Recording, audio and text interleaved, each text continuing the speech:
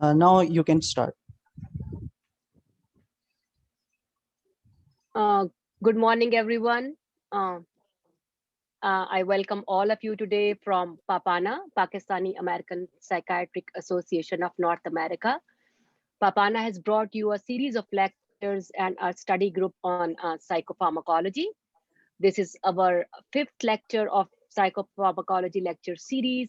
It is conducted by our education committee of Papana in collaboration with ChemPsych, King Edward Medical University Psychiatry Interest Group. The topic of today's lecture is nuts and bolts of psychopharmacology, which is an introductory discussion on antidepressants. Uh, the topic being, can mechanism-based learning optimize antidepressants response and tolerability? We will be discussing how neurotransmitters and transcriptors act and help in modulation action of antidepressants and their functions. Dr. Mujib Shah, adjunct professor of psychiatry and residency director at the Toro University of Nevada and the University of Nevada, Las Vegas, will take you step by step through these processes. Dr. Shad is the recipient of the Best Teacher of the Year award by the PGR 3 residents at the Smartin Psychiatry Residency. And we bet you won't want to miss this opportunity of learning from a teacher as great as him. Uh, uh, the last week we discussed the introduction of antidepressants, and now we will be this is the second lecture on antidepressants, and he will continue from there. Thank you.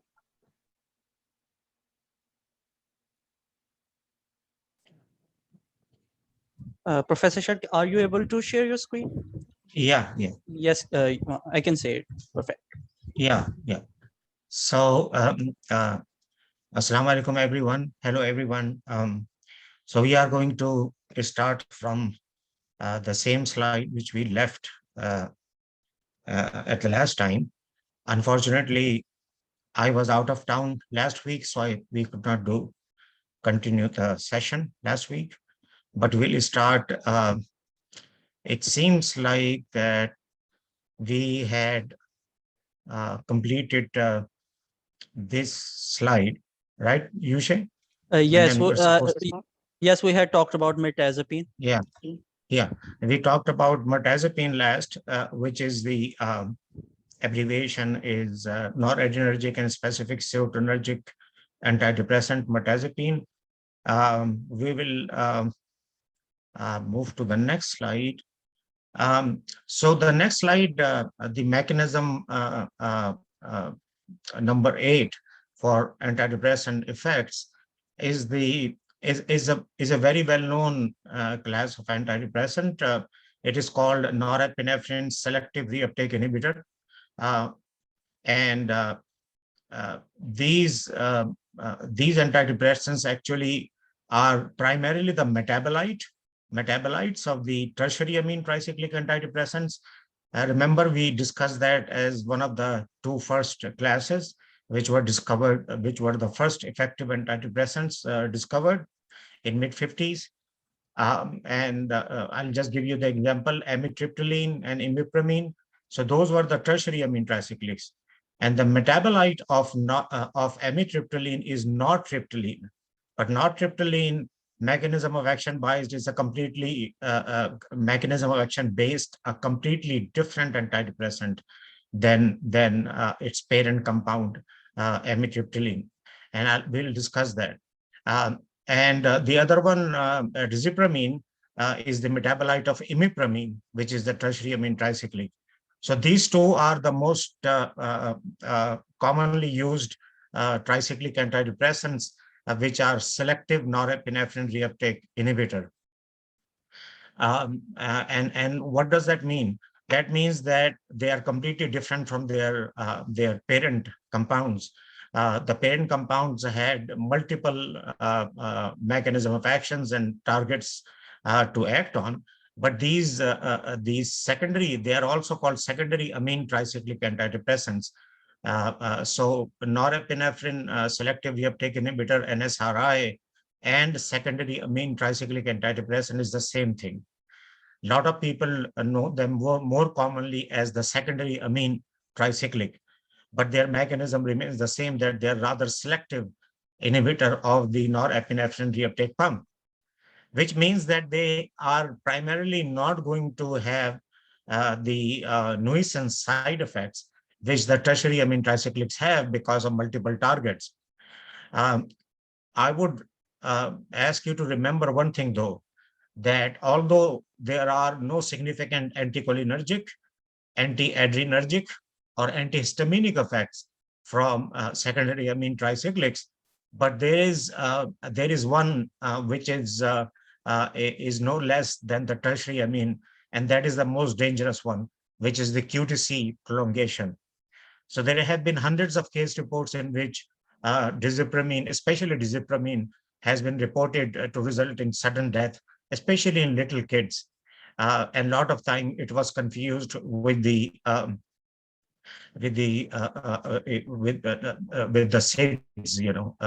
in which the infant died suddenly during the sleep. But that may not be the case because it was may have been a misdiagnosis.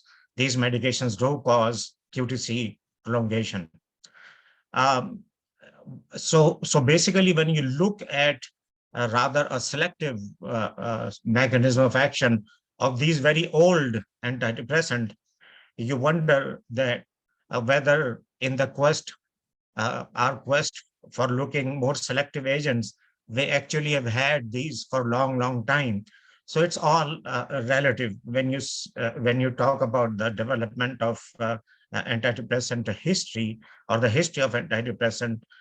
You think about these things as black and white. There's nothing black and white, and we will see that throughout the presentation that we have known some of these things for long time. For example, we are not talking about antipsychotic medication, but clozapine actually was used since early 60s in Europe. And so the concept of second generation antipsychotic medication is nothing new. Well, those are some of the interesting points. I went on a tangent, but let's come back to this. So what does selective reuptake blockade of norepinephrine reuptake pump means? It means that I said it earlier, that they are not going to have such side effects as the tertiary amine tricyclics have, and they will be selective in their action, except that the QTC effect will still be there. So we have to be careful. And one of the most unique thing about this class, nortriptyline and dizipramine, the tertiary amine, I'm sorry, the secondary amine tricyclic antidepressants, is that these are probably the only antidepressants which actually we do need to have therapeutic drug monitoring. And the reason for that is that there is a definitive association between the levels and the efficacy, which is not true for any other antidepressant. So please remember that. And there is another reason why we need therapeutic drug monitoring for these agents is because of the QTC effect. Because if you cross certain plasma levels, you are going to expose your patients for sudden cardiac death.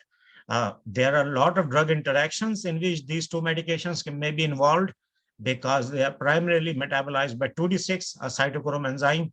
And the 2D6 enzyme is very commonly inhibited by a lot of psychiatric and non-psychiatric medications. And so the risk for increased levels, either due to a genetic deficiency of the enzyme 2D6 or as a result of drug-drug interaction, is a big possibility. So we need to be extremely careful. And that is those are two antidepressants where it's a standard of care to get the plasma levels. And so now I will tell you an interesting point about these medications. Since nortriptyline and dizipramine are kind of similar with atomoxetine, a drug which is used to treat ADHD.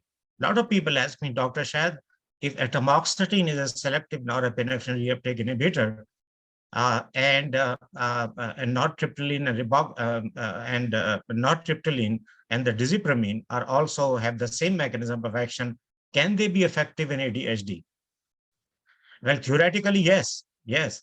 And actually, I've had a couple of successes in which I was trying to treat a patient for depression, and I selected one of them carefully and reached the therapeutic levels. And I noticed that their concentration and attention improved as well.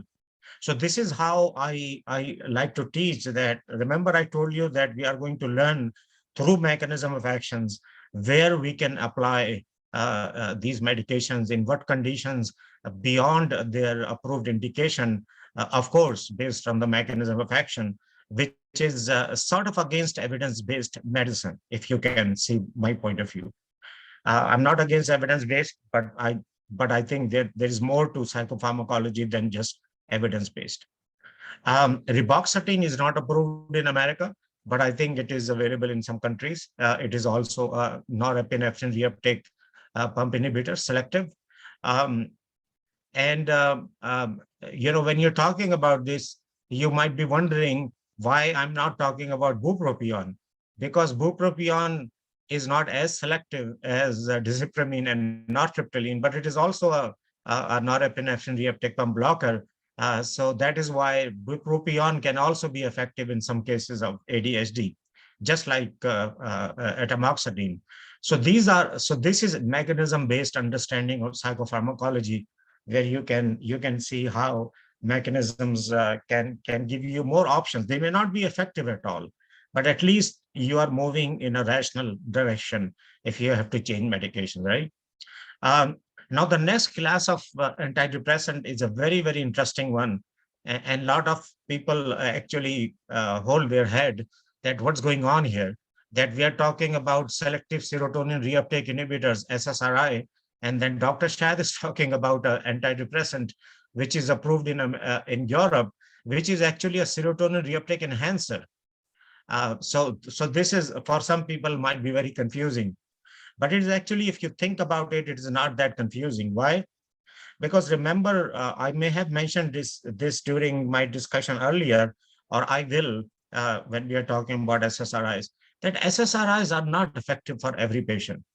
I think Yushe asked me a question last time about some of the effects of SSRIs, which are not that positive, like emotional and cognitive haze and blunting, right? But that is not what I'm talking about. I'm talking about patients who take SSRIs and they develop extreme side effects and they don't respond. What are these patients? Have you ever thought about them? They are not the patients who are actually going to respond to a boost in serotonin system by increasing the availability of serotonin in the synaptic cleft, as we discussed under SSRIs, or we will. Um, there are patients who are actually, you can, roughly speaking, this is very crude classification, please don't learn it, but just to make my point, you can divide patients in two broad classes. One class is the one which actually responds beautifully to SSRIs. And there's another class which cannot tolerate, which does not respond to SSRIs. So this is in relation to SSRI, this classification. Now think about those. Those may be the patients who actually may have a different etiological basis of depression, and they may not need any boost in serotonin. They may actually have, even in some cases, although this is not confirmed, may not require excess in serotonin, and may even be having rather unopposed action of serotonin, which means that decreasing serotonin might be helpful in some cases. So these are all theories, but I'm just trying to make a point, because you have to explain why a serotonin reuptake enhancer can be an effective antidepressant in some patients. So this tianeptine, which is available in Europe, is a serotonin reuptake enhancer. And the point I'm making is the patients who are actually extremely sensitive to serotonin enhancement can actually be the candidate for this antidepressant, along with some of the other classes which we have discussed. So this is very interesting. Uh, the next class is called SPARI, which stands for serotonin partial agonist, and reuptake inhibitor. This is also a very unique class. It's rather kind of a beautiful molecule because when you talk about SSRIs, the selective serotonin reuptake inhibitors, you know that there are some patients who actually may stop responding to SSRIs after a few years. And we call it as, it's commonly known as poop out syndrome on SSRIs. And one of the reason we think that the patient on long-term basis stop to start responding to SSRIs is because you continue to block the reuptake pump and you're not providing the presynaptic neuron with the material to manufacture a new transmitter, fresh neurotransmitter, in this case serotonin, and the neurons burn out. And so you have to give them break from that reuptake pump blockade so that they can start remanufacturing the neurotransmitter. And that's exactly the point which is addressed by this SPARI class of antidepressant, the serotonin partial agonist and reuptake inhibitor. So vilazodone actually has this partial agonist activity at one of the serotonin receptors types, which is 5-HT1A. And what does that mean is that when you have a partial agonist activity at 5-HT1A, you are going to put the brakes on excessive release, excessive availability of serotonin in the synaptic cleft, and the neuron will get a break because of partial agonist. It's a negative feedback system. I think we may have discussed that a little bit before. So that is why vilazodone is a unique drug, because it is not just has the mechanism of partial agonism at 5-HT1A receptor, but then at relatively slightly higher dosages, it also becomes a SSRI-like drug. So now imagine when a drug has a built-in, let me give you an example of partial agonist for serotonin 5-HT1A receptor. It's Buspar, buspirone, which is approved in America for the treatment of generalized anxiety disorder. So that actually, so in some ways you can say vilazodone is an SSRI with a built-in Buspar. Does that make sense, right? So those are some of the really good effects of vilazodone. The only problem is that when you have a partial agonist and a full agonist at all the serotonin subtypes receptors having the SSRI ability, then you will have more side effects. So the GI upsets and the peripheral side effects and the central side effects are a little bit more than the other antidepressants, namely SSRIs. But if you go through that period with gradual titration of the dose, you can really benefit long-term benefits from this medication. As I told, that the patients are probably not going to develop as much sexual dysfunction, as much cognitive dysfunction, and as much anxiety with a combination of a partial agonist for 5-HT1A, for example, Buspar within an SSRI, which is vilazodone. So you can ask me question later on, but this is an important point to be made for vilazodone. Um, then we move on to multimodal antidepressant. Remember, I told you that mirtazapine may be considered as multimodal because it has so many different actions. But officially speaking, the first time antidepressant has been labeled as multimodal is starting with vertioxetine. Vertioxetine trade name is Trintellix in America. I don't know if it is available in Pakistan or not, but it is approved in USA. So vertioxetine is a drug which needs further discussion, and I'll present that later on because it's very unique antidepressant and very, I think, kind of a designed, tailored drug to have meaningful antidepressant effects, with less side effects, and maybe some cognitive enhancement. So we'll discuss that more in detail later on. Then the next class is melatonin agonist and serotonin antagonist. Agomelatine, unfortunately, it is not approved in America, but it is available in Europe. And people who know the signs and symptoms of depression would know that one of the major problems with depression is the sleep problem. And so when you use melatonin agonist, with a 5:2C antagonist, which has beneficial effect, as we discussed earlier, I think it creates a good combination because it not only addresses anxiety, but it also is giving you melatonergic effects to help you sleep better. So that results in improvement in depression. So that is agomelatine. And then the second last slide is about the NMDA receptor antagonist, the famous ketamine story.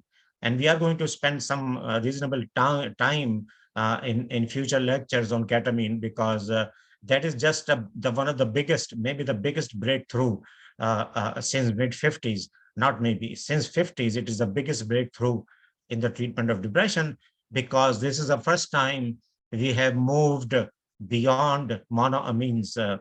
And some of my the applicants I'm supervising actually working on this concept in terms of review papers and getting abstracts done, which is actually is the concept that we are beyond monoamines at this time. And then, so we'll discuss about those much more in detail. Now, the last but not the least is another very major breakthrough in psychopharmacology, second to ketamine, but very, very important. It is actually the GABA system. As we discussed in the first lecture, what are GABA receptors? They are the inhibitory receptors because GABA is an inhibitory neurotransmitter. And there are some conditions in which GABA can make a difference, especially if you're talking about really, really treatment refractory, very severe depression, even depression which has psychosis. So this mechanism may become really handy in those patients. And so that is the reason why there is a positive allosteric modulator of GABA known as brexanolone, trade name is Zalpresso, is actually the first ever drug to be approved for the treatment of postpartum depression, which is a emergency in the emergency departments because of the risk for safety of the baby. So brexanolone is a big breakthrough. This is the first molecule ever to be approved for the treatment of postpartum depression. And we'll like to talk a little bit more about this mechanism because this is another very completely novel mechanism. And one of the interesting aspect of this class of antidepressant, not for the classical depression, but postpartum depression is a type of depression. That's why I wanted to discuss that, is that these actually allosteric modulators for GABA activity actually have relatively faster onset of action, not as fast as ketamine, but faster than the other antidepressants. It's very interesting. Now we will start the actual presentation of different antidepressants and the classes. So first we are going to talk about selective serotonin reuptake inhibitors, as I promised, because these are the first line of treatment and most important and used in millions and millions of patients across the world. So what is the concept? I think by now everybody would understand, already know this, since I discussed these issues in the first lecture. It is very simple. You are giving a drug which actually goes to the presynaptically located serotonin reuptake pump or transporter. Transporter protein is the same as reuptake pump, so don't be confused by that.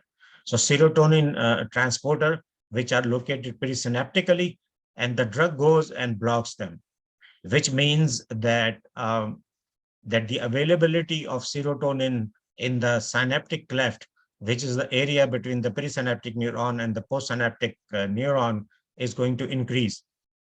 And we believe that increased availability of serotonin in the synaptic cleft actually results in a cascades of reaction on the postsynaptic receptors and some presynaptic as well, as we discussed earlier, and results in cascades of reaction depending upon whether they are inotropic or metabotropic, and then the series of events start and then results in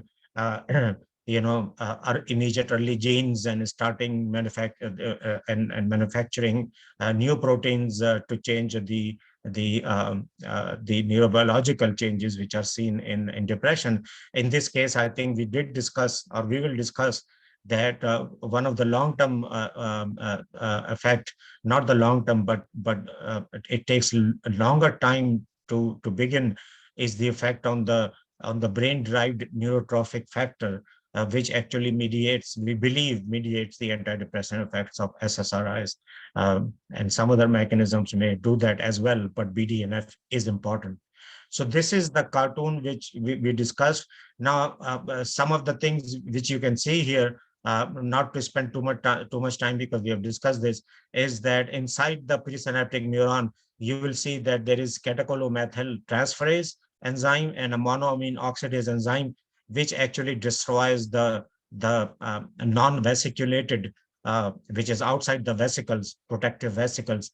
Any neurotransmitter which is outside is destroyed by these two enzymes, which belongs to the monoamines. Okay, so let's move on. Now, the FDA has approved SSRIs for different indications, including major depressive disorder as well as some anxiety disorders. And a lot of questions ask me, Dr. Shad, if we believe that serotonin explains some of the pathophysiology of depression, and we know that serotonin enhancement increases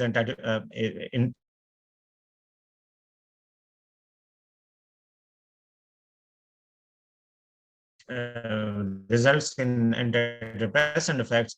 What is about anxiety that's making this? What I've said is that any neurotransmitter system, any receptor, any second messenger system, any reuptake pump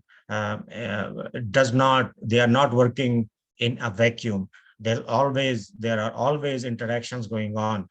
So actually, the boost in serotonin activity not only improves depression, but also can address a lot of anxiety disorders. Although you would remember that initially SSRIs can worsen anxiety, but in the long-term basis, they treat anxiety. So that's an important point to remember. So all these different indications, including even eating disorder, which Prozac is approved for, and PTSD, and even premenstrual dysphoric disorder, late luteal phase dysphoric disorder, which used to be called premenstrual disorder, panic disorder, and all these different anxiety symptoms, and actually non-anxiety symptoms, such as late luteal phase dysphoric disorder, and eating disorder. So there are non-anxiety disorder as well there.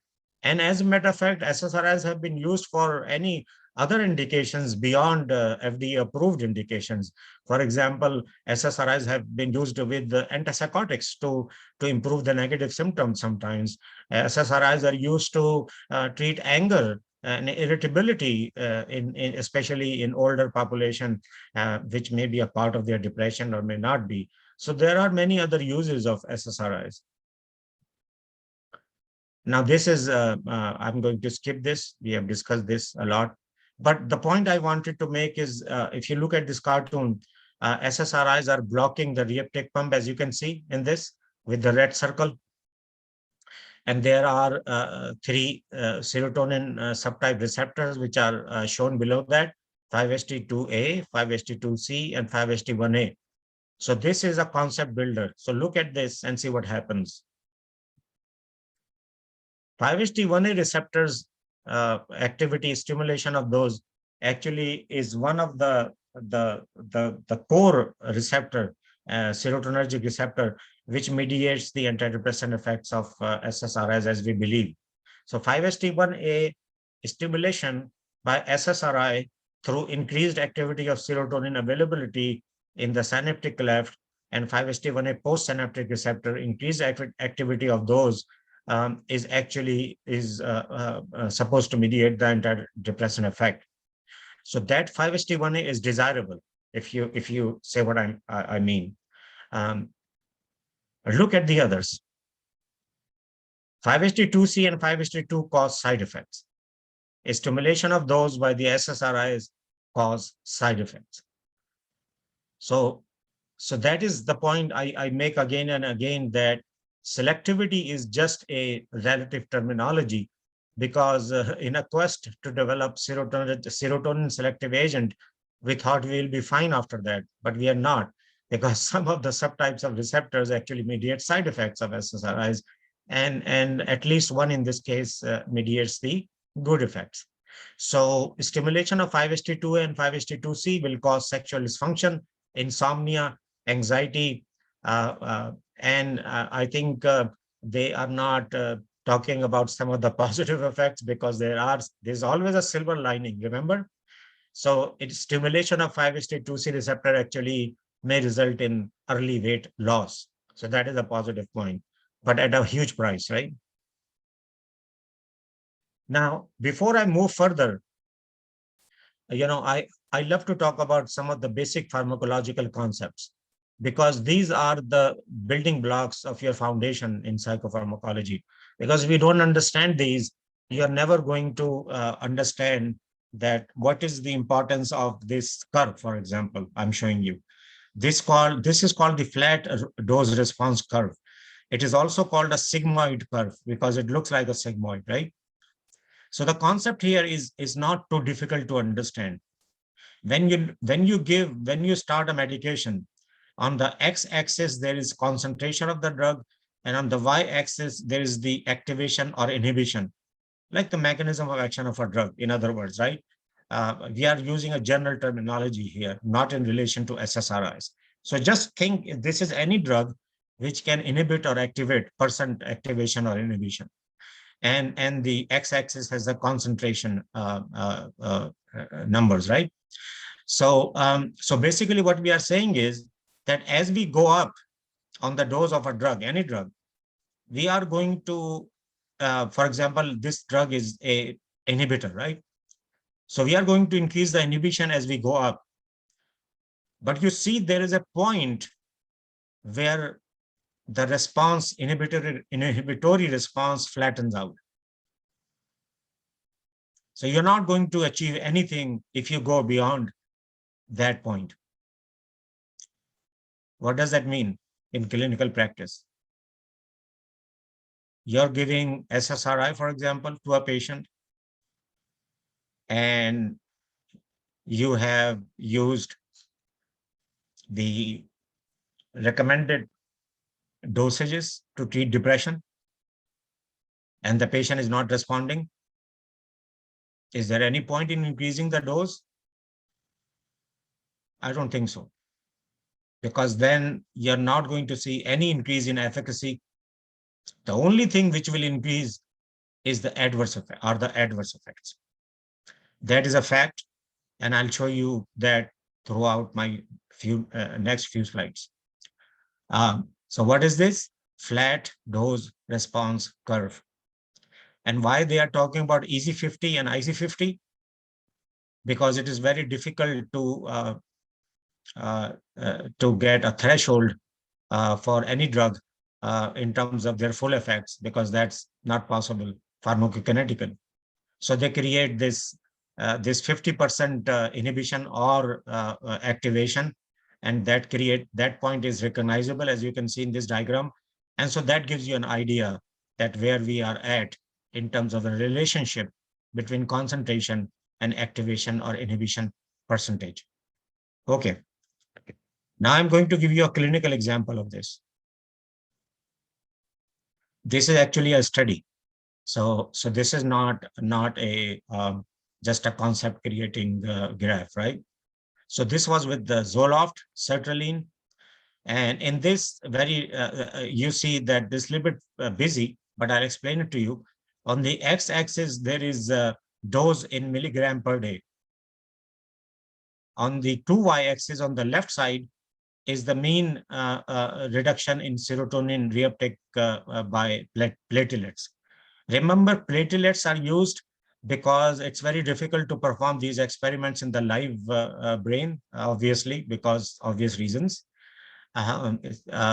So the platelets are actually is a God gift, the nature's gift to us, because platelets are the perfect surrogate marker for neurons.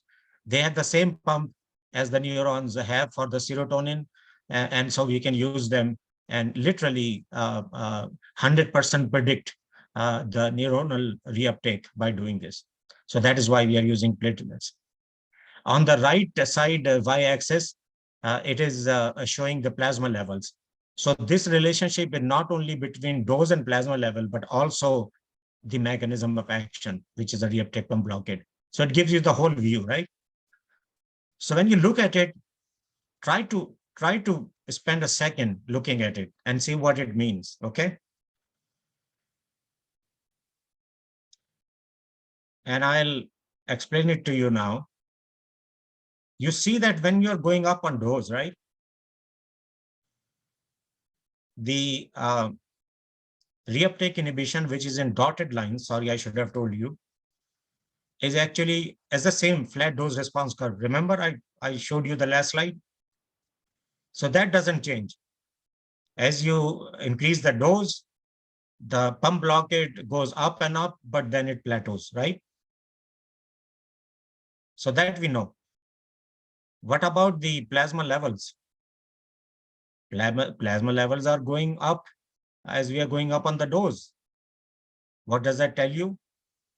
A kind of a side point is that Zoloft has linear pharmacokinetics, which means the increase in plasma level is going to be proportional to the increase in dose, which is actually an excellent pharmacokinetic characteristic to have in a drug, right? Because you can predict then, I'm increasing this dose, the reuptake pump blockade is going to go up like this, or for example, there's no way to know that in clinical practice. I'm just making a point, right? So you can predict. Now,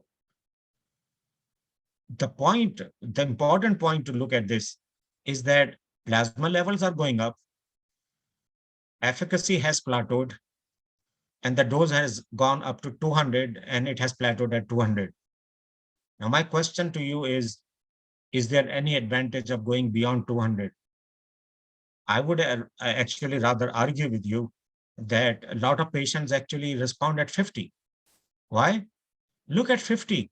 The reuptake pump blockade, 80% of the pumps are blocked at 50 milligram of Zoloft or sertraline. But there is a very commonly believed myth out there, and a lot of people, actually in academics, believe that, and it does not make any sense to me, that there are recommendations to go from 50 to 100 to 150 to 200 if the patient is not responding within days and weeks. It doesn't make any sense to me. For example, let me ask you this. If you are going beyond from 50 to 200, how much pump blockade you are gaining? Not even 10%, right? But the point which we know as a fact is that when we go above 80% of reuptake blockade, you start to get side effects. So I'm not going to repeat myself, but these are the golden principles of using drugs. Please remember those.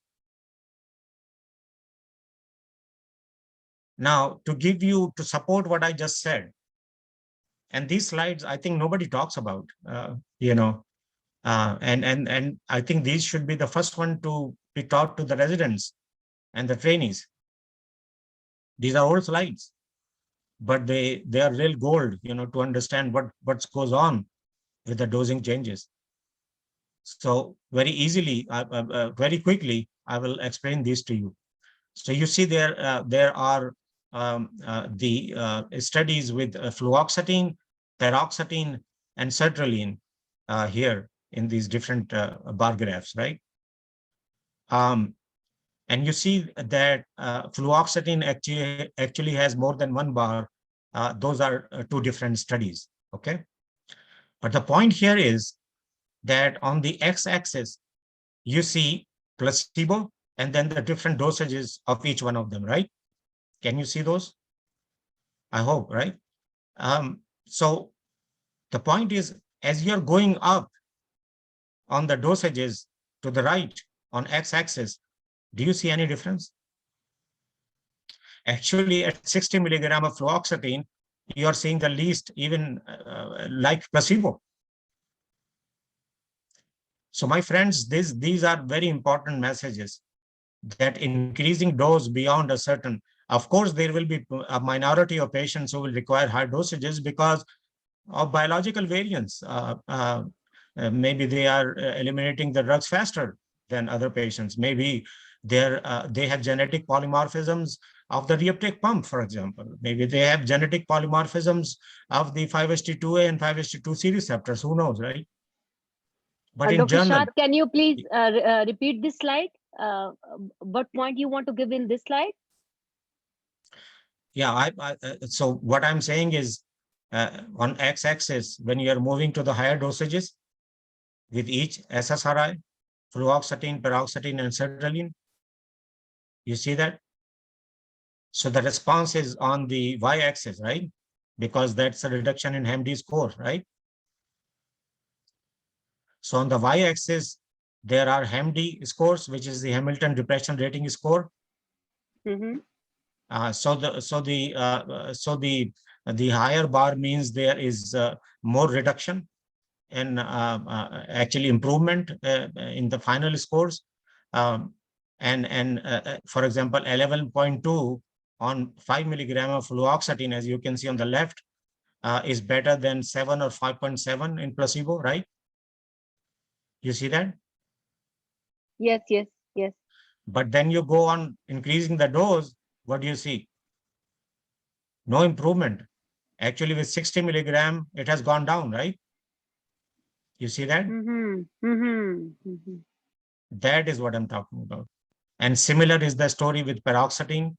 You go down to the higher dosages, no benefit. Sertraline, you go from 50 to 200. What do you see? Very, very small numerical difference, no significant differences, right? But how can So, we come to know that this is now by, I mean, at for paroxetine and sertraline, you said that at a dosage, at this dosage, the Hamilton score is coming 10, right? The How do you know that by increasing you are not going to get 12 or something more, that you only get after giving the medicine? Then you see, oh, there is no difference, so let's decrease the dose. Do in clinical practice we do like that? no, I'm giving you the evidence for what I said earlier, that the advantages of increasing the dose beyond flat dose response curve are not going to help your patients. And I'm trying to prove that based on the preclinical trials of these medications, which are very nice, well-designed studies. So the point of how to address this will come later, but I'm supporting the previous slide, which I showed you. So we are not jumping ahead on this. Like, remember this slide? That is the Yes, point I'm trying to support here. And that right. was with sertraline, and in a study of few patients, right? As you can see, but these are hundreds and thousands of patients in the preclinical trials, which went through the studies before the drugs were approved by the FDA. So this is the most authentic data you can show to anybody. And what I'm trying to say here is that the response, antidepressant response, does not increase with increase in dosages. That is the bottom line in majority of patients. There may be some outliers, as I said earlier, based on so many different biological variance points, as we have discussed, right? So that is the point you need to understand, that as you go on x-axis to the right, meaning increasing dosages, the response on y-axis does not improve. As a matter of fact, with fluoxetine, you see the response actually decreasing at 60 based on that study, right? Okay, let's move on. Now, the next point is the adverse effect. What a beautiful slide. So this is not efficacy. These are the discontinuation rates because of the adverse effects primarily, right? What is happening here? Increase in dose, more discontinuations. So efficacy, no difference. Side effects, huge difference. What do you learn from this? You keep on going on high dose. There's a flat response has already occurred. You're not going to benefit anything from it. Only the side effects will increase. And that's what I'm showing you here. Okay. So flat dose response curve, I've already discussed that. Usually effective reuptake pump blockade with SSRIs is between 60 to 80% inhibition of the pump. That's what I showed you with Zoloft here, 80% blocked at 50, right? So the other point is in majority of patients, you are going to give 50 milligram an adequate trial before you move on. Because 50 milligram is blocking 80% of the receptor on average. There will be outliers, as I said earlier. What about selectivity now? Now we have talked about the relationship between dose, plasma levels, and the response, right? Now, what about selectivity? I think in terms of selectivity, again, you have to develop this concept that selectivity is all relative.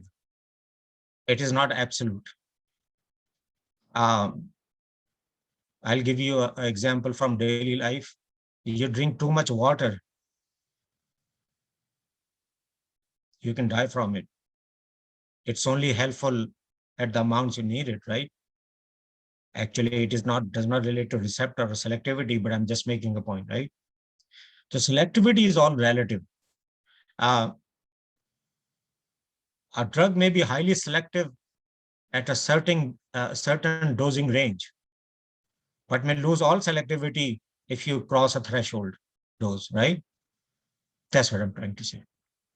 So let's look at SSRIs, because there's a lot of kind of confusion about SSRIs. A lot of people are extremely interested in finding out whether there is any advantage of switching within SSRIs after one failure or two failure, or go to a different mechanism of action antidepressant. This is one of the commonest questions I get asked by the residents and other trainees, right? It's a very important question. And what I'm going to present to you will tell you a little bit about a little information, which is going to help you to maybe decide whether you need to go to a second SSRI and which one, in what case, as opposed to switching to a different mechanism of action drug. So these are important slides. I hope if you have questions, please let me know. So SSRI, right? So the concept is that serotonin reuptake inhibitors are selective only for the reuptake pump. Completely wrong. This is the one we believe, right? Serotonin reuptake inhibition. Look at this. They can be norepinephrine reuptake inhibitors. They can be dopamine reuptake inhibitors. They can be 5-HT2C modulators. They may have anticholinergic effects. They may have sigma receptor effects. They may have nitric oxide synthase, which is the enzyme making nitric oxide, effect on those. They can affect on enzymes, CYP2D6, CYP3A4, CYP1A2.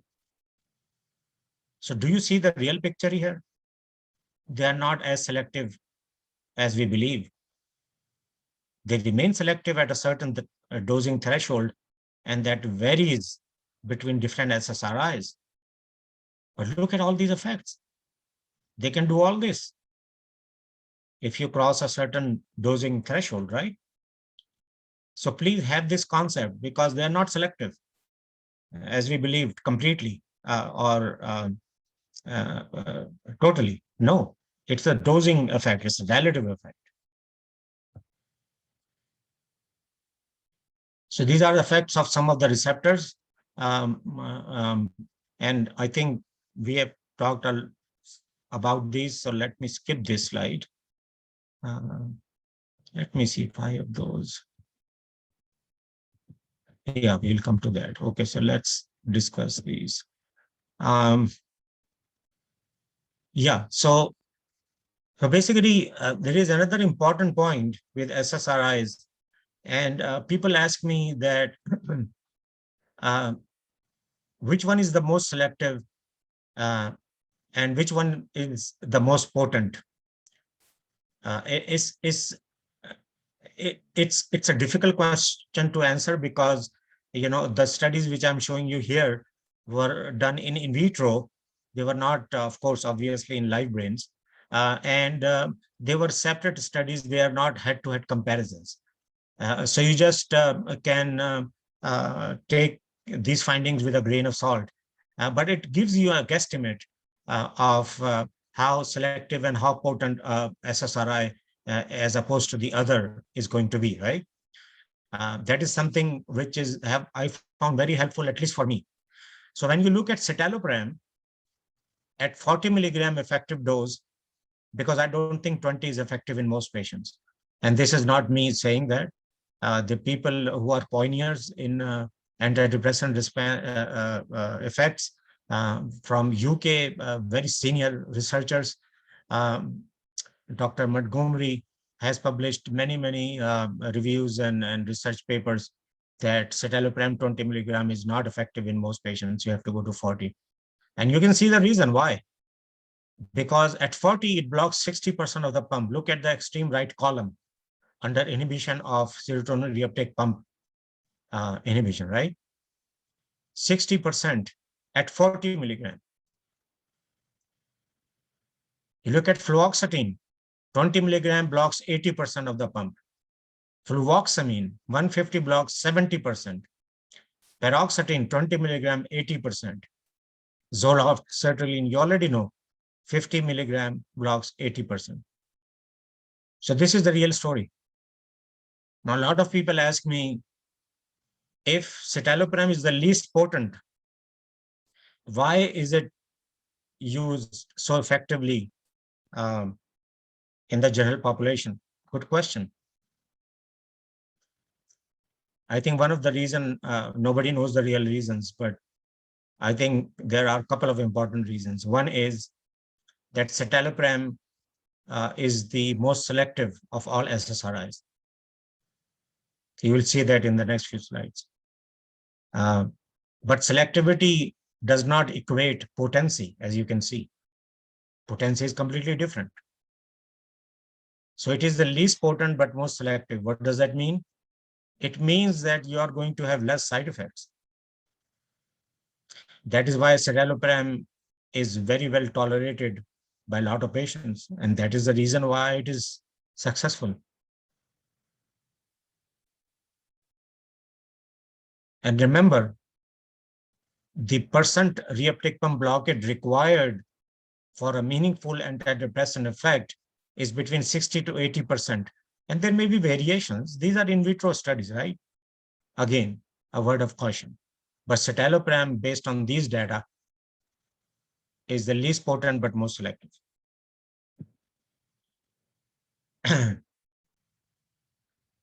Now, this is something which I already talked about.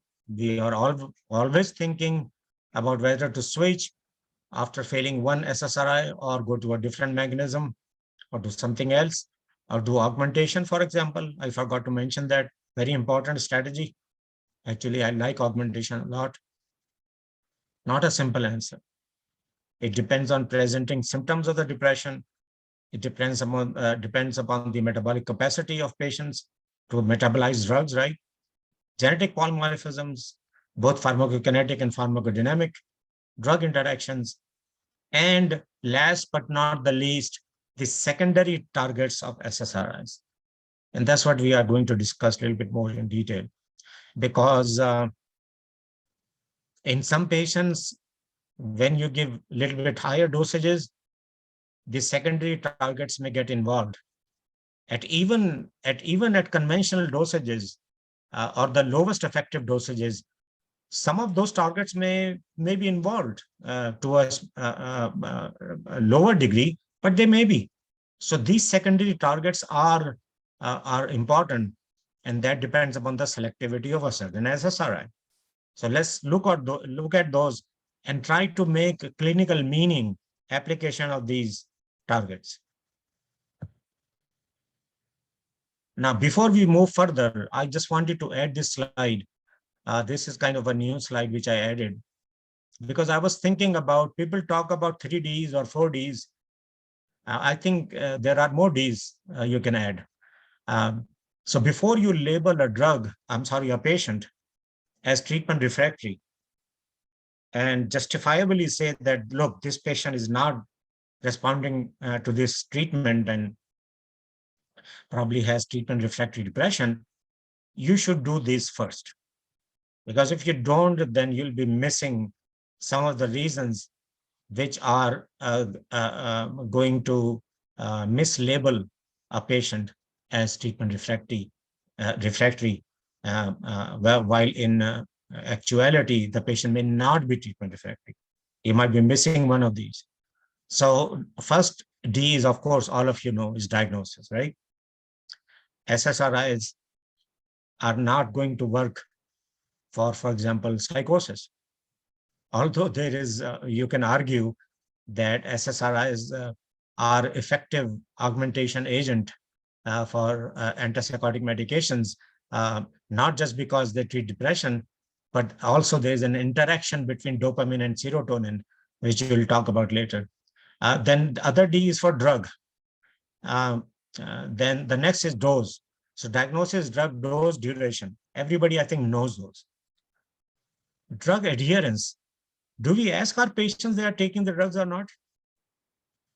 Is there a golden test that you can find out that your patients are compliant or not? There's nothing you can do about that. People are actually using the bottles with electronic cap, that every time you open the bottle, it registers in the electronic cap, and then you use the cap to see how many times the bottle was opened. Well, a patient can easily open it every day without taking the pill, right? It's not rocket science, right? There are a lot of scales which have been developed to assess medication adherence. They are also subject, you have to ask the patient. There's no way, right? Unless there is a reliable family member who watches patient, there's no way to confirm drug adherence. Come on, what to talk about others? Myself, being a professional, I take hypertension medicine, and there are mornings I forget to take them. And then the last D, but not the least, is the drug interactions. And those drug interactions can be between drug and disease, can be between drug and gene, could be between drug and drug, can be between drug and substance, can be between drug and the over-the-counter medications or the herbal agents. So the list goes on, right? So you see how difficult it is to label a patient treatment refractory. You really need in-depth knowledge of psychopharmacology and understanding to rule these out. It's not an easy job, my friends. Okay, let's talk about secondary targets now. Yushe, tell me when we need to stop, because I think I've already crossed 1 hour, right? How much of an SSRI is left over? Like, how many slides of SSRI are left over? Maybe we can Many. There are many. Yeah. Okay. So, Dr. Shad, I would suggest that you yourself just you can decide where you can stop, and then we can continue in the next. Okay, then let me do the secondary targets and then we will stop. Okay. Sure. Thank you. Okay. Okay. So 5-HT2C agonism. This is the one of those which I showed you, right, in the slide where several mechanism of action of SSRIs. 5-HT2C, right? Which is the agonist for 5-HT2C?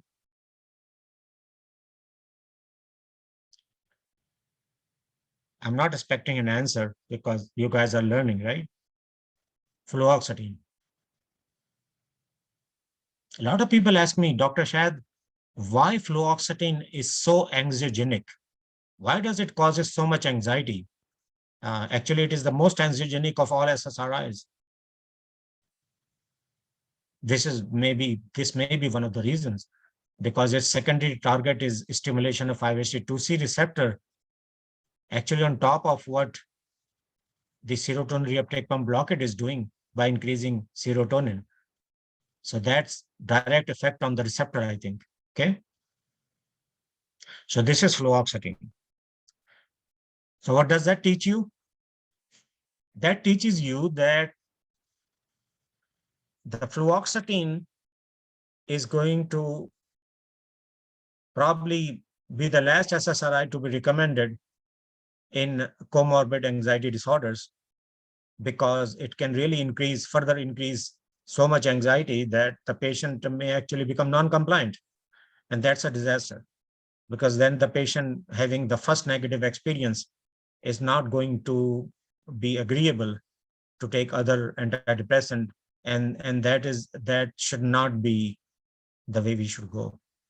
So fluoxetine, unless there is some compelling reason to use it, one strategy you can use, adapt to use it in those comorbid anxiety patients, is that you start at 5 milligram and then take your time very gradually to go up. It's a very long acting medication, very long half-life, parent compound as well as the metabolite. Metabolite has a half-life of about 7 to 15 days, which is huge, stays in the system for months. But that is also the reason why it may take longer to achieve the steady state and mediate some of the antidepressant effects. So there's a lot of problems, questions here. On the contrary, a patient who is non-compliant can miss a dose for a day or two and still have the meaningful levels. So look, there is silver lining for every drug you use, but you need to know it. So in high comorbid anxiety, fluoxetine is not an absolute contraindication, my friends. It's not. I'm not trying to say that. I'm just saying that be careful in using this drug, and maybe use it slower titration. Okay.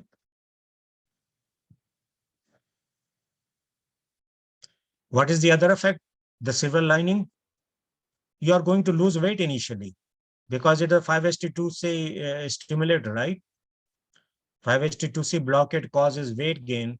5-HT2C stimulation causes weight loss.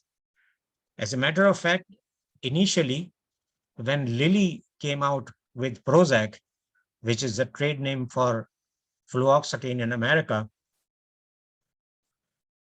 in 1988, I think it was the first SSRI approved. They actually were excited about the weight loss effect of fluoxetine or Prozac. And they were designing studies to get it, do clinical phase 3 trials to get it approved for the weight loss. But then after a few years, they started to notice, no, it was just immediate, it's not a long-term effect, and patients started to gain weight. And I'll show you some slides on that. Possible weight loss, I already discussed that. Yeah, it is approved for eating disorder, so it can be effective in those. Overly stimulating, as I just stated. Possibly harder to use in anxiety disorders for the same reasons I just told you. So be careful. Now, what about the anticholinergic effects? the muscarinic blocking effects of SSRIs. Are you surprised? Yeah, at least one of them has anticholinergic effects. So that should be an important reason for you to select that, especially in older age population patients who already may have gone cognitive decline or in the early stages of dementia. This can be a disaster, right? Which one is that?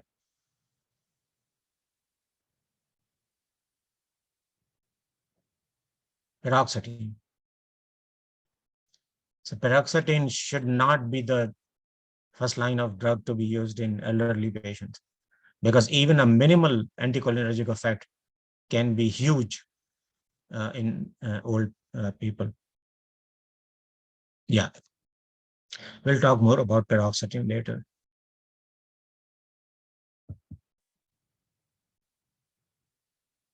Yeah, but again, the silver lining is that anticholinergic effects actually are linked, be a little bit calming effect. And that is why paroxetine, people who have taken it think that it is the least anxiogenic drug among SSRIs. So there is some silver lining with the anticholinergic effects. Anticholinergic effects also may help sedate better, so sleep may be better. Never in dementia or cognitive problems. Never use it.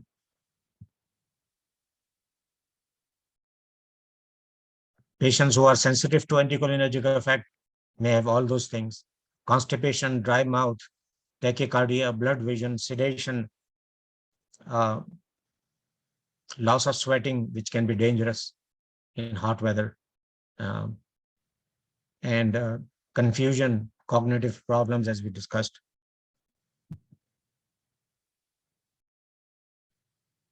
Anticholinergic effects have been linked with sexual dysfunction and more weight gain. And since paroxetine has a very short, relatively shorter half-life than other SSRIs, there can be more significant discontinuation symptoms. So yeah, there are many problems with anticholinergic effects. These are some of the medications which I just wanted to tell you. They may have some anticholinergic effects, which may be really problematic in older population who are sensitive, extra sensitive. So there are medications you won't believe that you ever knew to have anticholinergic effects. Antihistaminic drugs, we all, I think, know they are extremely anticholinergic. Bladder drugs, which are oxybutynin and hyoscyamine and tolterodine. Antidepressants, paroxetine, of course, we talked about that. Venlafaxine may have some, duloxetine may have some, mirtazapine may have some.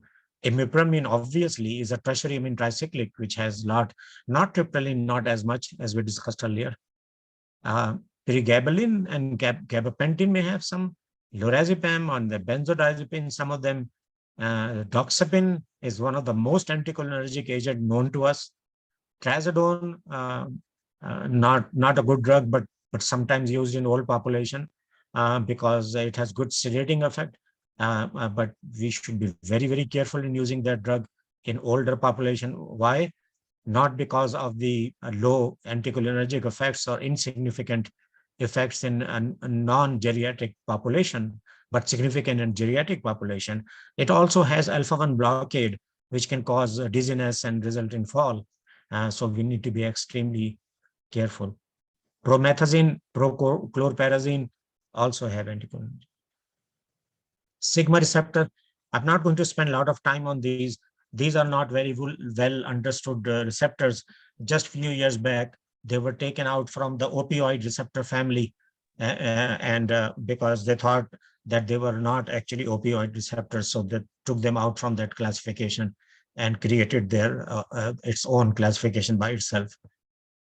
But sigma receptors are interesting, and some more research is going on. So fluvoxamine is the one which may stimulate sigma receptors. Sigma receptors are kind of there are some effects which have been linked, which have not been confirmed. So let me see. Fluvoxamine. So this was a study. Paroxetine, I misspelled. Sorry. Fluvoxamine and not paroxetine, actually reversed some of the phencyclidine-induced cognitive deficits, which was so people think that it may have some pro-cognitive effects. It used to be considered opioid pain modulation. That is the reason it was included in opioid, but that's anxiolytic effects, antipsychotic and depressive effects. Those are all need to be confirmed. EPS, is another possibility. Some hallucinogenic effect or euphoric effects. It can be target for cocaine, morphine, and heroin, one of the targets, and that is why it was assessed in the opioid receptor family one time. Now, dopamine reuptake pump blockade is the secondary target for which one? Sertraline. Who is that? That's me, Ali. Ali, excellent, excellent. How did you know that? I just studied like during UWorld, probably. Okay. I think that is excellent. Very nice. Thank you, You're absolutely right. Yeah. You are well prepared, Ali. thank you, Dr. Paul. Yeah. Ali impressed me. Yeah. But very few people know these things. So sertraline secondary target, the first secondary target after serotonin reuptake pump blockade is dopamine reuptake pump blockade. And so I would like to support this by saying that sertraline actually has one of the SSRIs which actually has been reported to cause psychosis in some patients. There are some case reports at high dosages, not low dosages, high dosages. And that may be the reason. But at the same time, sertraline may have a positive impact of dopamine reuptake pump blockade on the cognitive effects, on the sexual dysfunction effects, and the anxiety effects, and the sleep effect as well. So that is why sertraline is probably one of the two most commonly used SSRIs, along with the escitalopram, Lexapro, and sertraline. There are other reasons why these two drugs are popular, and we'll discuss those later. But sertraline, yes, definitely.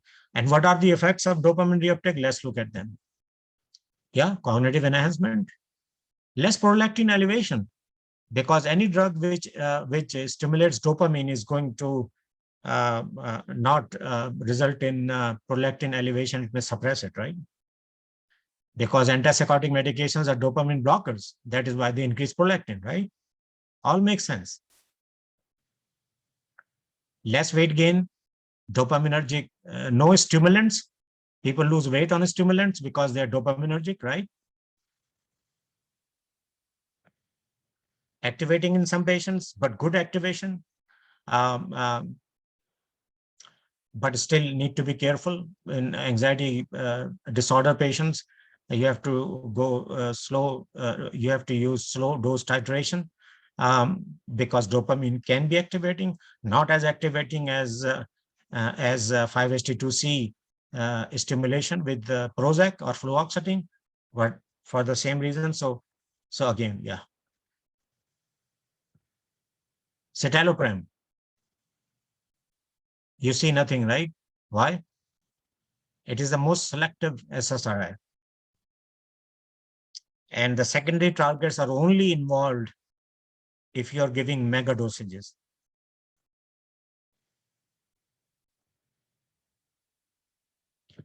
Selectivity.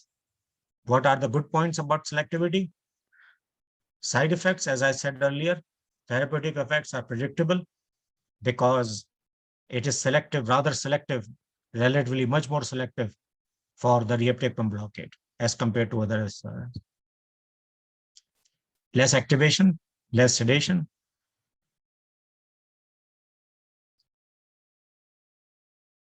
You can do a faster titration because of the lower profile, side effect profile. Good compliance, less side effects, right? Very popular drug.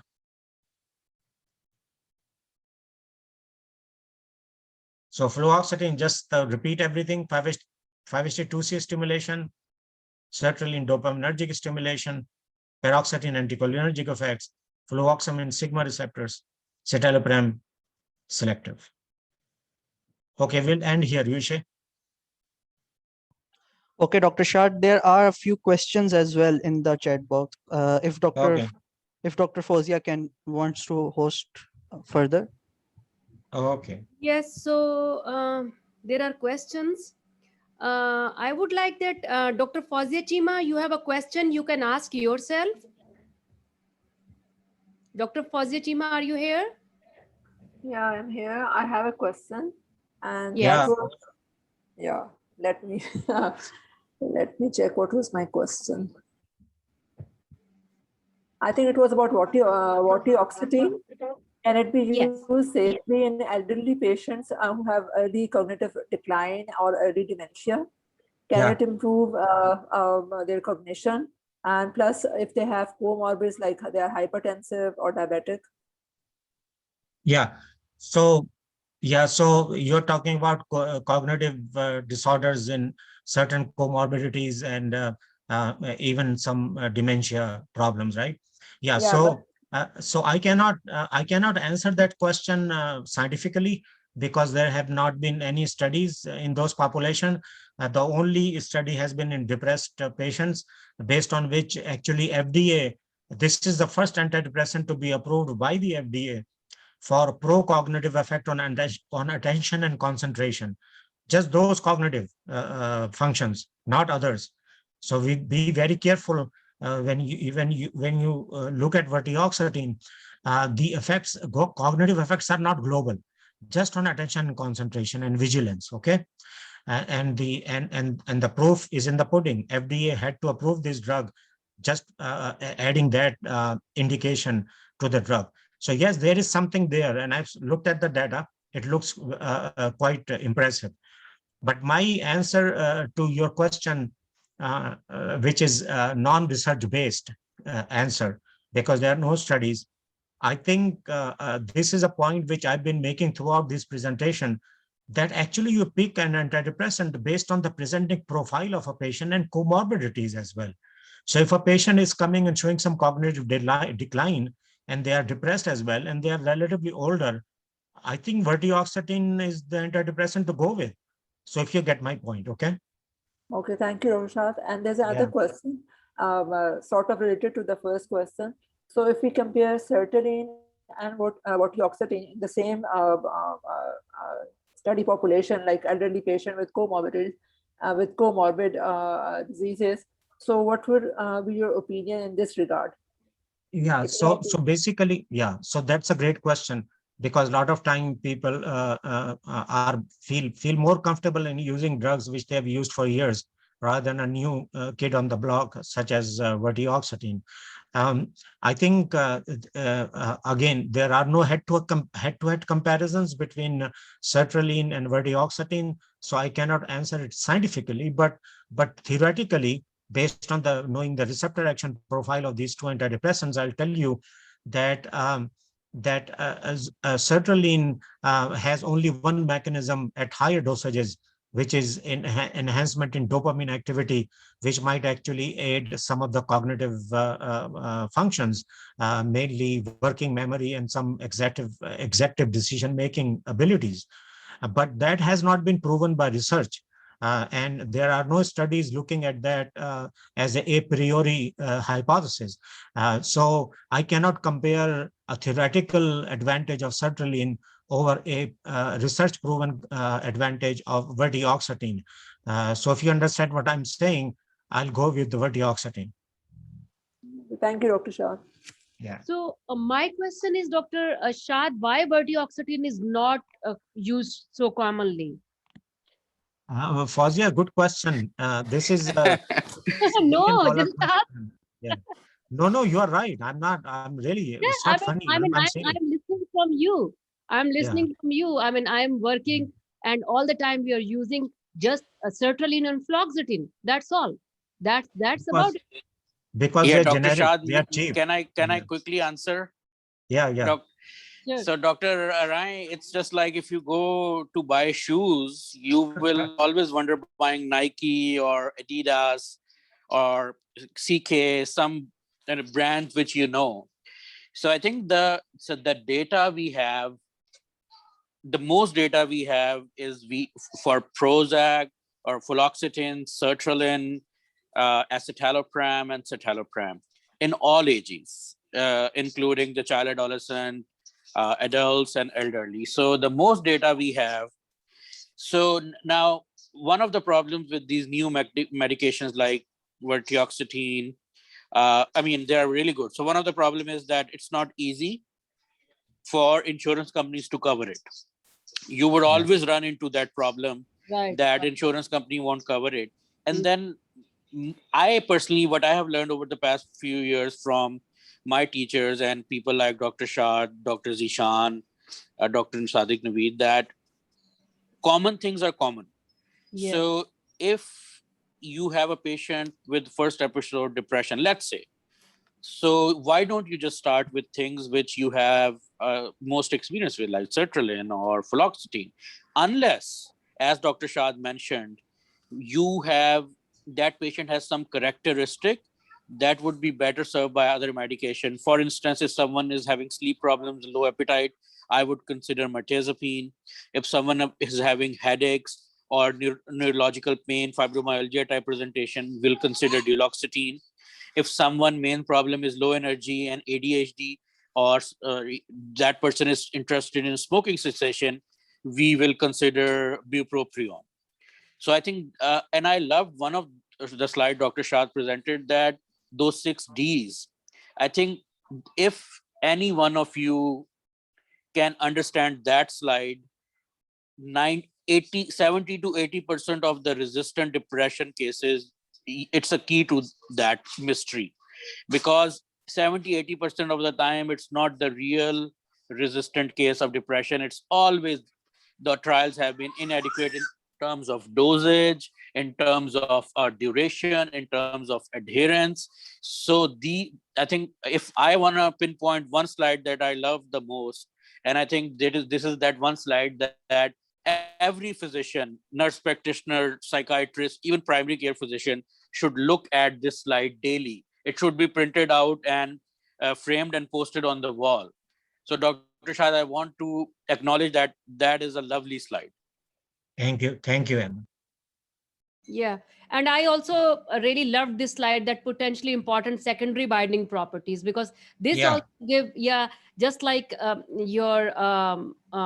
topic, that with the side effects or with other effects of these certain, these antidepressants, Yeah. how can we improve their function? How can we improve the results? Yeah. Yeah. Very nice. That's a good catch. Yeah. Thank you, Fazil. Okay, then we are going to do next week then, right? Yes, absolutely. Absolutely. Okay. Thank you Thank very you much. so much, for your time. everyone. No, Have a Dr. great- Shah, thank you for your Yeah. time. Yeah, you absolutely right. You're Hi, welcome. everyone. Yeah. Assalamualaikum. Yeah, walaikum salam. I'm super sorry I'm late. I'm a third-year medical student from Nishtar. And oh my gosh, this was so beautiful. I loved it. So we have pharmacology this year. And the teacher who taught me CNS, drugs, he recently retired, and I was pretty sad. And I'm just so happy to, this was my first lecture, and I would love to continue watching these every week. Thank you. Thank This you was so simply much. mind-blowing. Yeah. Thank you so much. Thank you very much, Okay. everyone. Oh, Yes. okay. Thank you. Khuda Hafiz. Thank you, Dr. Mujib. Thank you so much. Yeah, welcome. You're welcome. And Yushe, when do you want to talk? You can call me now. Okay, I'll call you after this. Okay. Thank you. Khuda Hafiz.